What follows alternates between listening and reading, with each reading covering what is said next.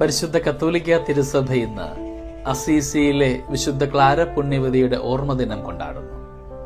പെർസംഗുള ദേവാലയത്തിലേക്ക് ഒരു രാത്രിയിൽ കയ്യിലൊരു വിളക്കും കത്തിച്ചു പിടിച്ചുകൊണ്ട് പരിശുദ്ധാത്മാവെ എഴുന്നള്ളി വരണമെന്ന് പ്രാർത്ഥിച്ചാണ് തന്റെ സമർപ്പണ ജീവിതം വിശുദ്ധ ക്ലാര ആരംഭിക്കുന്നത്.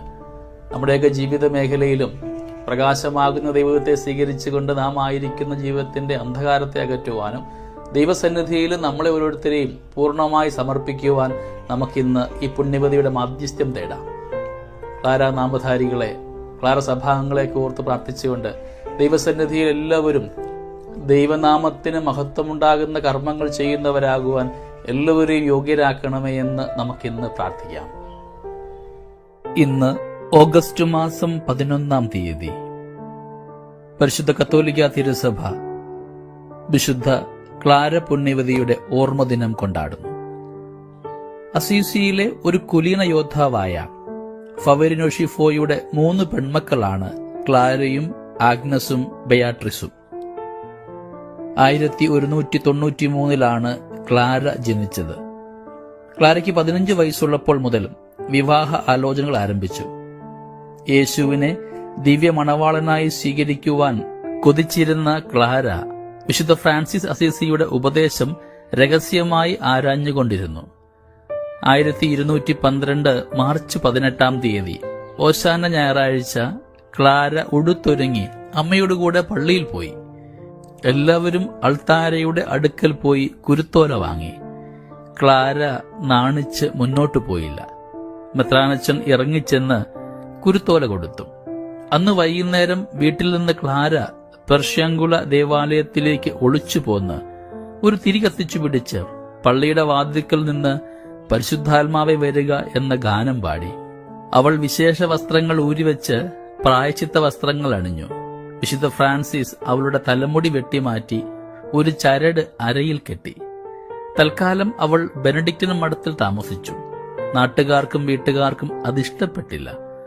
അവളെ ബലമായി തിരികെ കൊണ്ടുപോകുവാൻ തുടങ്ങിയപ്പോ തലമുടി വെട്ടിമാറ്റിയിരിക്കുന്നത് കാണിച്ചു കൊടുത്തു. അവർ അതോടെ സ്ഥലം വിട്ടു. സാൻ ദെമിയാനോയുടെ അടുത്ത് ഒരു ഭവനം ക്ലാരയ്ക്ക് തയ്യാറാക്കി. 2 ആഴ്ച കഴിഞ്ഞ് സഹോദരി ആഗ്നസും ക്ലാരയോട് കൂടെ ചേർന്നു. വീണ്ടും വീട്ടിൽ വലിയ വിപ്ലവമുണ്ടായി. പിന്നീട് ആഗ്നസിനും അനുവാദം കിട്ടിയെന്ന് മാത്രമല്ല, അവരുടെ അമ്മ ഓർത്തോലാനയും വേറെ കുറെ സ്ത്രീകളും മഠത്തിൽ ചേർന്നു. ഇങ്ങനെ ക്ലാര സഭയുണ്ടായി. പല ശാഖകളും സ്ഥാപിതമായി. സ്റ്റോക്കിങ്സും ഷൂസും ചെരുപ്പുമില്ലാതെയാണ് അന്ന് ക്ലാര സഹോദരിമാർ നടന്നിരുന്നത്. എന്നും മാംസവർജനം അവർ പാലിച്ചു പോന്നു. ദാരിദ്ര്യവും പ്രായശ്ചിത്തവും വളരെ കണിശമായിരുന്നു. ക്ലാര പുണ്യവതിയുടെ വാർദ്ധക്യത്തിൽ ദാരിദ്ര്യവും പ്രായശ്ചിത്തവും അല്പം ലാഘവപ്പെടുത്തി. സാരസൻ സൈന്യം സ്പൊളേറ്റോ താഴ്വര ആക്രമിച്ചപ്പോൾ ഒരു വിഭാഗം സൈന്യം ക്ലാരമഠത്തെ ആക്രമിക്കുവാൻ തുടങ്ങി. ശത്രുവിന് അഭിമുഖമായി വിശുദ്ധ കുർബാന അരുളിക്കൽ എഴുന്നള്ളിച്ചു വെക്കുവാൻ ക്ലാര ആവശ്യപ്പെട്ടു. അനന്തരം അവൾ മുട്ടുകുത്തി പ്രാർത്ഥിച്ചു, കർത്താവേ, അങ്ങേ ഏറ്റുപറയുന്നവരുടെ ആത്മാക്കളെ ആ മൃഗങ്ങൾക്ക് ഏൽപ്പിച്ചു കൊടുക്കല്ലേ. ശത്രുക്കൾക്ക് പെട്ടെന്ന് ഭയം തോന്നുകയും അവർ ആ മഠം ആക്രമിക്കാതെ ഓടിപ്പോവുകയും ചെയ്തു. 28 വർഷത്തോളം രോഗിണിയായി കിടന്നിരുന്ന ക്ലാരയുടെ ഭക്ഷണം വിശുദ്ധ കുർബാന മാത്രമായിരുന്നു. 27 വർഷം മുമ്പ് ഫ്രാൻസിസ് അസീസിയുടെ മരണനേരത്ത് വായിച്ചതുപോലെ വിശുദ്ധ യോഹന്നാൻ എഴുതിയ നമ്മുടെ കർത്താവിന്റെ പീഡാനുഭവ ചരിത്രം 3 സന്യാസിനിമാർ വായിച്ചു.